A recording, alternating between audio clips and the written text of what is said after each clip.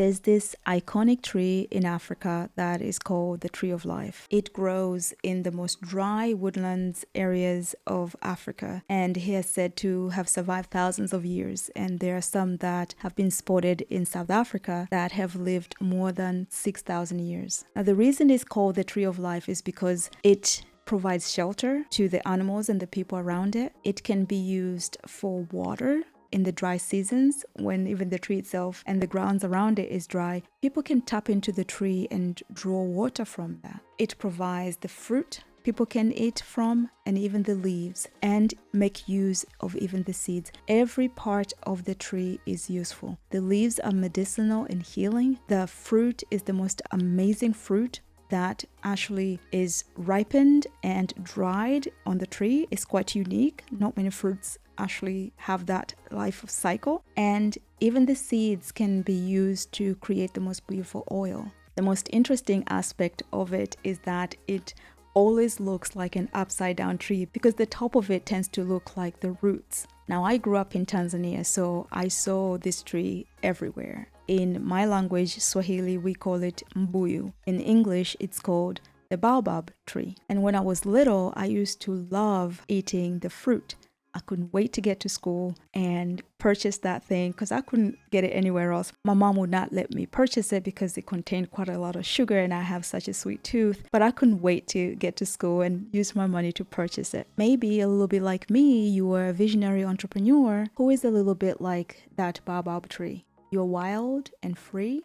That's just an amazing aspect of you. But you're also stable and consistent. And sometimes these traits are seen as contradictory traits. And you may have invested in step-by-step program to grow and up-level your business and found that mostly it really caters more to maybe the stable and consistent part of you that was attracted to the step-by-step aspect of you, but they're really lacking in tapping into the power of the wild and free part of you. Now, just like the baobab tree, you find that you as a person, when you're only utilizing half of you, you're only really utilizing half of your power. And so I want to share with you why investing in only one aspect of it is not really the most efficient way and offer you an alternative approach that can combine both aspects of your strength so you can up-level more efficiently. Now, let me explain. Let's say this wild and free aspect of you like to think outside the box and seek new experiences.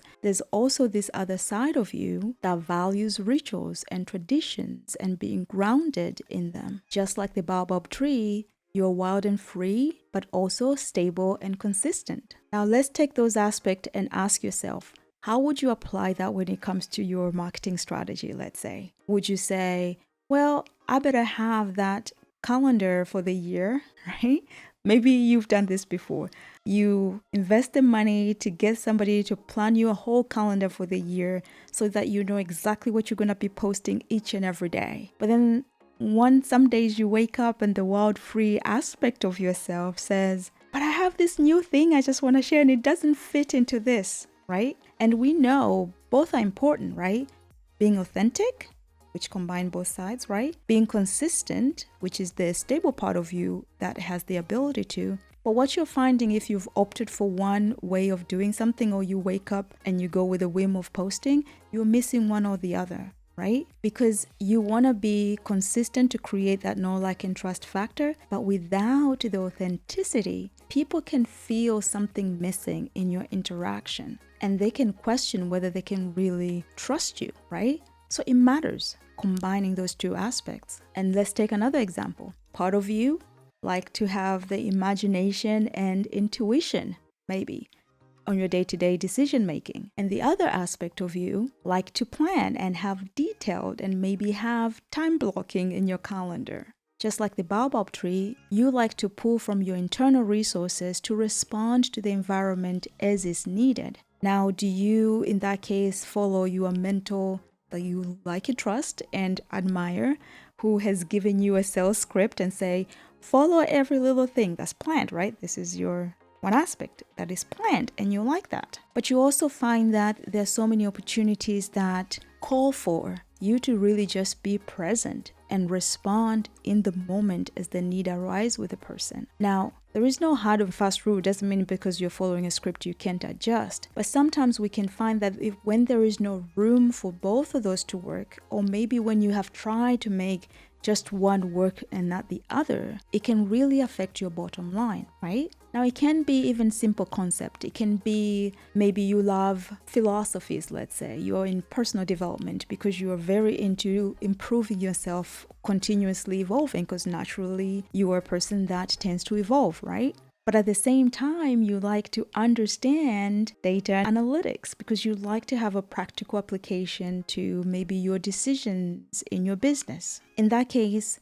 should one override the other? And most of the time when you are in the data analytical type, you're like, but why does this matter? Why should I pay attention to this? And they're like, because it's right, because the numbers make sense. And the wild and free and the person that is invested and driven a certain way in your personality traits is left feeling unsatisfied and looking for fulfillment that this camp doesn't give. And when you go to the wild and free and there's no structure and whatnot, you're like, where are these people going? I feel like I am in the clouds and not grounded at all, because there is an aspect of you that's missing. Is it any wonder then you've always been attracted to maybe approaches that seem to be different posing ways of doing business? One part of you feels the satisfaction of the promise, right, of tried and true blueprint or model or framework. You're like, this is solid and stable. I like that, right? It's efficient. Only to then feel disappointed by the restrictions and the constraints that is not including this aspect of you. Or maybe the other side of you tend to feel called to go with the flow, just figure it out as you go. But then you end up feeling the frustration of wasted time and effort that is invested in trial and error that may not have been necessary, right? Because nothing was really thought through or had any little bit of structure.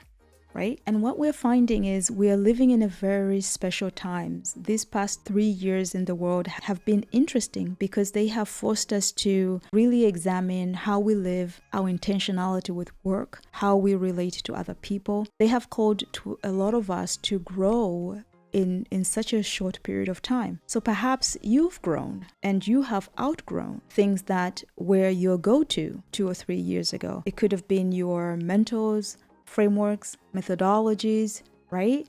I know I have. Maybe you're even finding yourself unsubscribing and unfollowing people and restructuring things that no longer feel to align with you. I've seen some business owners in some of the memberships that I belong to who have felt like they've outgrown so much of their businesses that they're ready to just burn it down, close it down, close shop, throw in the towel.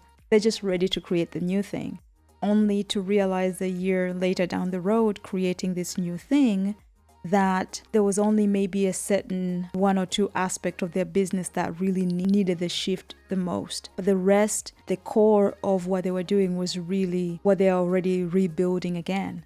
Right? Wouldn't it be nice to have known that before they close shop? I've seen others who have taken the approach of, wow, I feel so much expansion because of what the global state of affairs has been, and they've seen so much opportunities. So they have felt like their business was positioned to do the most and to up-level the most, right? And in response to that, I've seen so many people do the most, only that they soon have felt drained because they have separated their energies 10 different directions, trying to push growth so fast forward without really realizing which lever really needed the most pull to bring the best return on investment on their time and energy. And even when they felt drained, it wasn't clear, well, which one should I pull back? Which one should I accelerate on? Because there was no method to the madness. It was just, let's go full force. Now, wouldn't it be nice if they had a chance to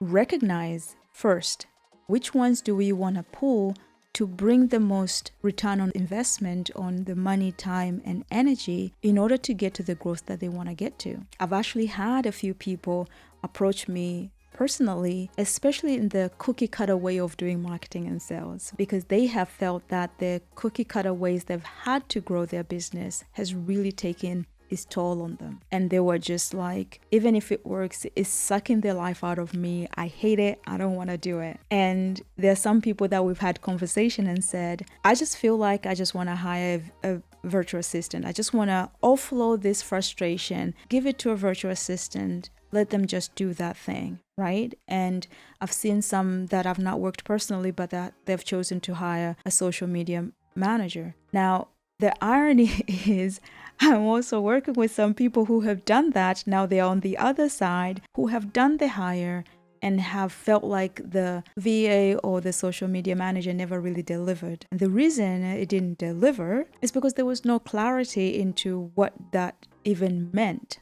to deliver. What were they actually really looking for? What were they offloading and for what purpose? Now, wouldn't it have been nice if that was clear? So everybody going in would have known what was required. So they would have not have lost the time they spent doing all the hiring, the money they lost doing that unsuccessfully, and the energy that it took for them to do that only to return back to exactly where they were because they hadn't made that step very clear. Perhaps you have felt this tension, or as a business owner, the people, the clients that you service have felt this tension in the past 2-3 years where things just don't fit anymore, But that's no surprise given that your personality makeup cannot be put in one box. Right? Remember the two that we've been talking so far cannot fit in one box. Most of the time when people like you and me, when we are well-meaning, we create this program step by step to guide people. What we do is we remove the aspect, or we don't factor in the aspect,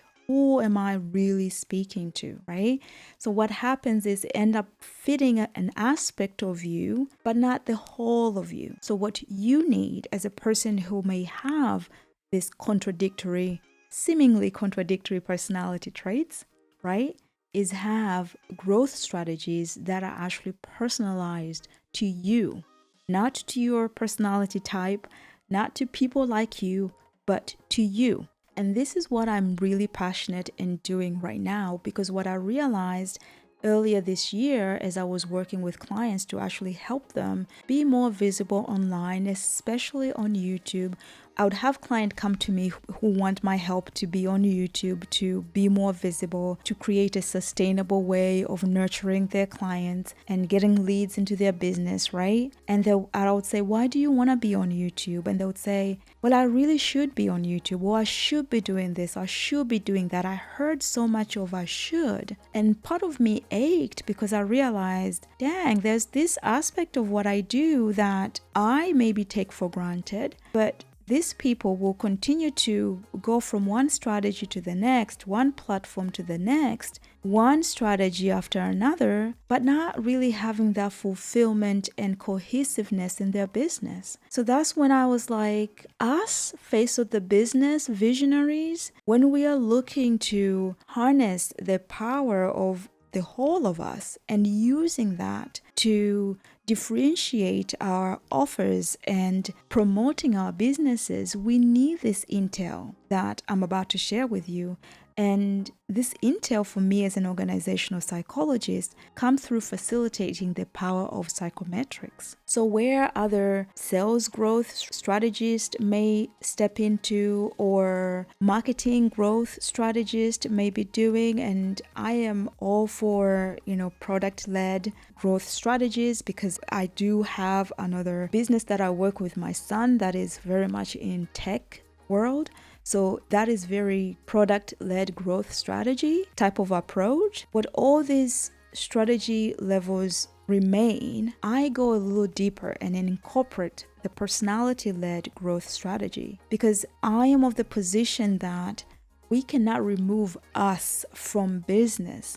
And I feel like a broken record at this point, because I feel like I was saying this exact same thing 13 years ago in the corporate world, when I was saying we cannot say emotional intelligence. At the time, it was not as popular as it is now. Doesn't matter, and all we focus on is job satisfaction and whatnot, right? Now we have understood these elements in the business world and corporate level, enterprise level, right? You would have, instead of just like in the business world, we can be like customer experience.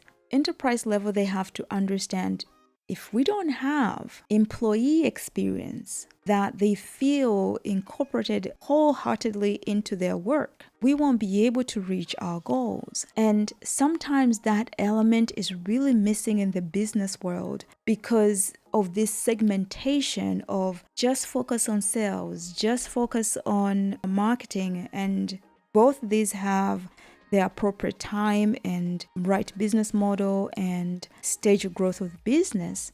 But you, the driver, you, the face of the business, you, the founder, is driving this business, and you have to take into account your makeup and how you show up, because people buy into the whole of you, not just a product that is just removed out here that you are detached from. Does that make sense? So I've had business owners who have come to me who are already working with strategists in other areas of specialty, but understand I'm missing the psychometric intel. So what we're having to do with this strategist, really trial and error experimentation that can be improved and maybe even shorten the time of experimentation if we had the psychometric intel of the person that has to do the marketing, right? Of the person who has to be driving the growth at the front end of the business. And I've had other business owners who have come to me because they've invested in the very high ticket,